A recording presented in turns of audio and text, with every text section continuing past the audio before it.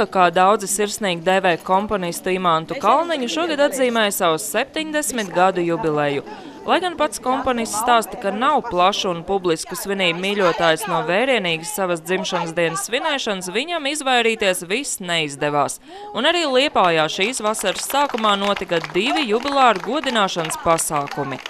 Svinēsim jubilāru godināšanu un dziedāsim visas dziesmas, kas tik ienāk prātā. Tā kā jubilārā mums taču nav viss tikai tavas dziesmas jādzied. Viens no jubilejas pasākumiem Imanta Kalniņa mūzikas cienītājs pulcēja Liepājas folkloras centrā Namīns, kur tovakar notika arī Austras biedrības nu pat klajā laistās grāmatas Imanta Kalniņa dziesmas atvēršanas svētki. Grāmatiņā apkopota daļa no tām Kalniņa dziesmām, ko savos koncertos jau gadiem ilgi dzied pazīstamā dziesminiece Austra Pumpura. Grāmatas redaktors Andris Mičuls uzsver, ka tieši Austra bija tas cilvēks, kas Kalniņa dziesmas iznes tautās tajos laikos, kad padomju varai komponists šķita nevēlams un viņa radīto mūziku tikpat kā neatskaņoja.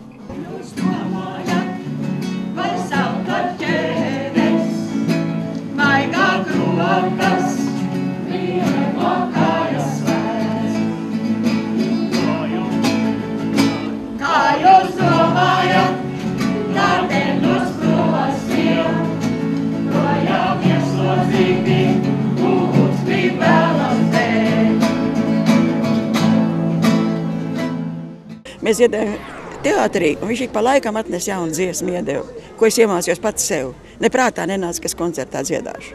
Es mācījos sev pat, jo es biju Bedrē orķestra muzikants. Vienkārši kolēģi man izgrūda uz skatuves. Es viņas dziedāju, un mums arī bija tāds moments, kad it kā pateica, lai neorganizē teātrim. Pēc tam uztaisīja jaunu programmu, tā nebija aizliegta, un tur bijām dziedāt. Jo to programmu, ja to aizliedz, es nākošo dziedu. Ļoti daudz dziesmas ir saglabājušas Austras personīgajā arhīvā, kur varianti faktiski atšķiras no visiem, ko piemēram dzied Turētas rozes, ko dzied Menuets, tāpēc, ka Austra ir bijusi pirmā, kas šīs dziesmas ir saņēmusi. Ja ļoti daudz dziesmas ir tādas, ko viņa nav pārņēmusi tikai no Liepājas teātra izrādēm, bet ko Liepājā dzīvodams strādādams arī Imants Kalniņš viņai tieši rakstīja. Dziedātāja Silvija Silava, strādājot pie grāmatas Imanta Kalniņa dziesmas, izbūrusies cauri visiem tajā apkopoto dziesmu nošu pierakstiem. Šis darbs ilgis 3 mēnešus. Ar Imanta Kalniņa dziesmām ir ļoti interesanti, ka viņas ir rakstītas jau, tā teikt, daudzus gadus atpakaļ, gadu 10 atpakaļ, un viņas ir mutiski izplatījušās. Tāpat kā tautas dziesmas, un noticis ir tieši tas pats, kas notiek ar tautas dziesmām. Respektīvi, ir tāds variants, ir šāds variants, viens iedziedājas meldiņu tā, un dažkārt tās atšķirības ir diezgan lielas pat īstenībā, ja? Un tādēļ šai gadījumā tika ņemti katrā dziesmā visi tie rokraksti un pieraksti, un bija jābaros cauri, lai konstatēt, kurš te ir bijis tas pirmotnējais, kurš visvairāk atbilst tai patiesībai, ja tā varētu teikt. Bet īstenībā tas ir ļoti normāli, ka tās dziesmas ir tā pārveidojušās, un arī pats autors uz to skatās ļoti tā neitrāli, un tad, kad es viņam teicu, ka man vajadzētu lūgt, lai viņš tomēr pārskata, vai tur viss ir pareizi, ja, jo es tur ņēmu no viena otra varianta, ja, kā Austra arī dažādos laikos ar dažādiem saviem Austras bērniem savādāk dziedājas, ja, un tad kurš būtu tas ritīgais. Tad Imants man vienkārši teica, es uz tevi paļaujos, tu jau neko tik nepareizi tur nesarakstīsi, tā apmēram. Cilvēkiem vērstības, kādēļ sakusi pie putni bēdās plīst. Kādēļ sakustoties ūdens rīgas lai, zīvis bailēs, tīri dzelmētīs. Tā ir brīvība, kas zagātā par sauli, tās ir ilgas, kas tos prostiem var asot, tā ir laime.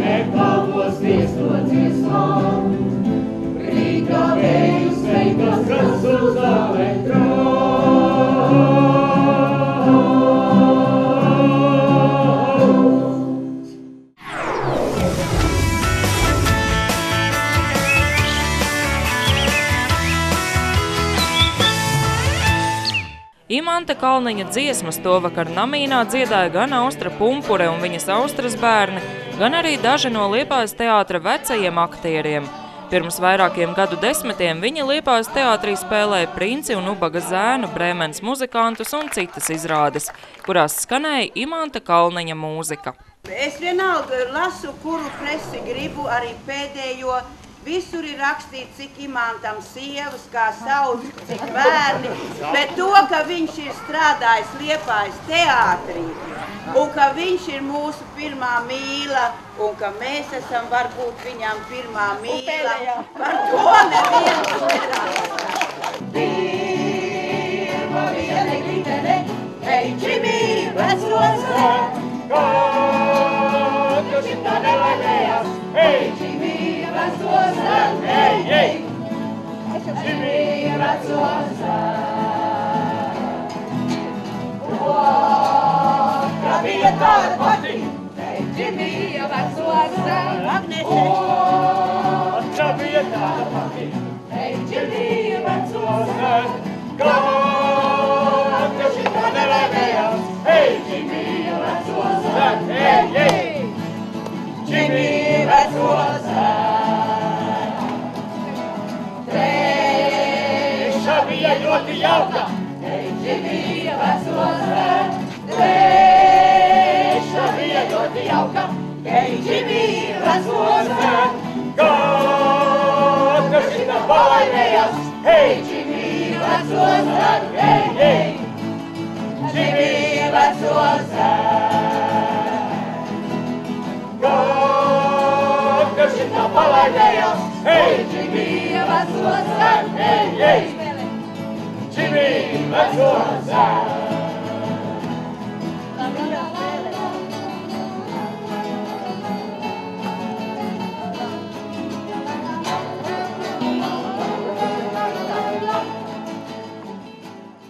Teksts jau kaut kā arī no galvas neizbirst. Ir sevišķi tad, ja tās izrādes ir bijušas mīļas, ja, tad tas teksts paliek. Tā nosēžās un galā tās izrādes jau arī tik spēlēts. Tu pie 200 reizēm Princi un Ubaga zēns. Tas bija 1968. gadā. Man bija tā patīkami satikt Ināru, Ainu, savus vecos kolēģus, mēs jau tik reti tiekamies. Tā kā šeit tā improvizēta svētka pilnīgi nejauši iznāca. Bija ļoti patīkami. Kura dziesma ir tāda pašam tāda vistuvākā, vismīļākā? Vismīļākā dziesma no šīm dabiski Princi un Ubaga zēna dziesmas, jo mums visiem aktieriem bija apmēram 3-4 lomas, tā principā mēs visu tās dziesmas zinājām. Un man vēl ir tāds īpašs notikums tad izrādē, kad Princi lomu pārņem Jānis Lenēvičs, viņam nebija tāda balss, lai dziedāt visu Princi songus, es dziedāju kulisē mikrofonā. Un viņš plātīja muti? Jā, viņš plātīja muti, tā tas bija. Un puķis nesa viņam? Jā, puķis dabiski nesa viņam. Tā mums ir tā kā pirmā mīlestība, ja, jo mēs bijām pirmie, kas kopā ar Imantu Kalniņu strādājām, izveidojām. Kaut gan nekur par to netiek runāts, netiek rakstīts. Un mums tā maķenīta sirsniņa arī sāp pie visa tā. Ja. Un tagad, kad bērni dzied, ja, tās mūsu izrāžu dziesmas, es saku, viņi kaut kā nesaprot to, ka nevienmēr mēs varam viņiem līdz dziedāt, jo mums ir citas atmiņas, cits ritms, citi notikumi zem tās dziesmas. Ja.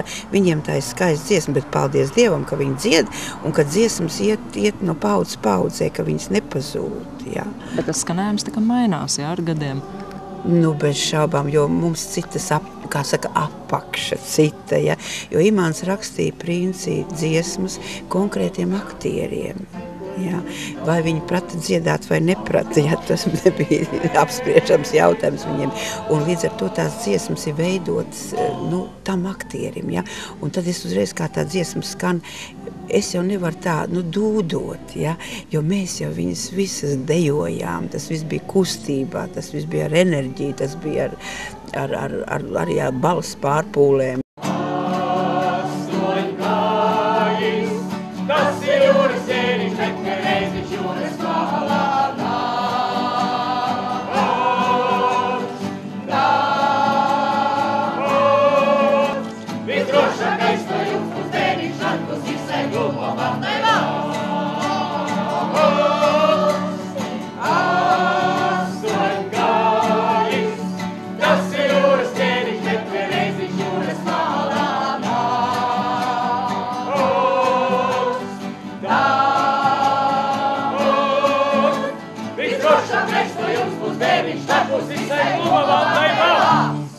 ka mēs bijām laimīgi, ka es jau teicu, ja, ka Imants sēdēja orķestrī, pats spēlēja, jo ir tāda sajūta, ka tad, kad viņš spēlē tieši tev, viņš jūt tevi, ja? Un tā arī bija, kad es klausījos Turaidas Rozi, man likās, ka viņš man publikā, man dziedi spēlē, ja?